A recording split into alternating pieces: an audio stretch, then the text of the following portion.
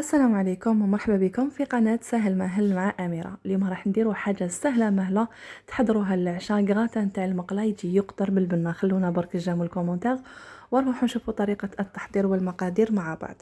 أول حاجة نقولوا بسم الله. عندنا كمية من الدجاج حوالي ربع صدر ولا يكون صدر صغير ولا نص صدر تاع الدجاج. نقطعوه إلى مكعبات يعني قطع صغيرة هكذا كيما راكم تشوفوا، ونروحوا مباشرة نتبلوه. راح نديروا الملح، فلفل الكحل، شوية توابل الشاورما، شويه بابريكا حلوه ولا حاره، وشويه اكيد تاع الثوم مرحي، ونخلطوه كلش مع بعض مع عصره خفيفه تاع قارص ونخلوهم دو كوتي. انا كنت قشرت شحال من حبه تاع بطاطا، حوالي 4 حبات، راح نقطعهم الى مكعبات. واكيد نروح نقلي هذا الوقت البطاطا، وفي جهه اخرى نروح نجيب مقله نحط فيها شويه تاع زيت ونقلي هذاك الدجاج تاعي بهذه الطريقه غير في شويه يتقلاو مليح جيدا. من بعد يعني غير يتقلى مليح ويطيب مياه، نروح نحضر لا بيشاميل اللي ما راحش ندير فيها كامل المارغرين وراح تجي بزاف بنينه.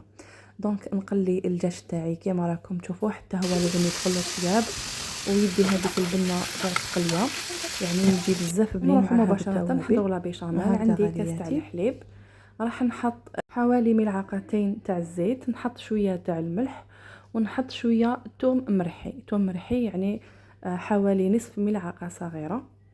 المكون الأساسي اللي هو ملعقة كبيرة تاع فرينة، ونخلط جيدا باش ما يديروليش هذوك لي غرومو. هنا درت شوية توابل تاع الشاورما، أقل من نصف ملعقة صغيرة، 3 بورسيون تاع الفرomاج. خلطت مليح هذيك لاصوص، غير يعني تجانسوا المكونات. حطيت الدجاج تاعي اللي كان طاب مع البطاطا، نخلطهم بهذه الطريقة. نرش عليهم رشة هايلة من الفرomاج غابي، ومن بعد باي ملعقه خشبيه نحركو غير شويه برك قسم ما يتجانس هذاك الفرomاج غابي مع البطاطا تاعي والدجاج، ويجي معسل ومفرمج، يعني يجي بسم الله ما شاء الله. نقدمه بهذه الطريقه في صحن التقديم.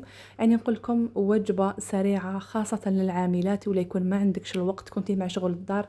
هذه الوصفه بنينه يحبها الكبير والصغير، كيما على بالكم فيها الفرomاج، وتجي تقتل بالبنه وتحضريها في وقت قصير جدا. نقول لكم شاهدكم في الجنه، نتمنى ان شاء الله تجربوها، ونتلاقاو ان شاء الله في فيديوهات اخرى بحول الله. السلام عليكم ورحمه الله تعالى وبركاته.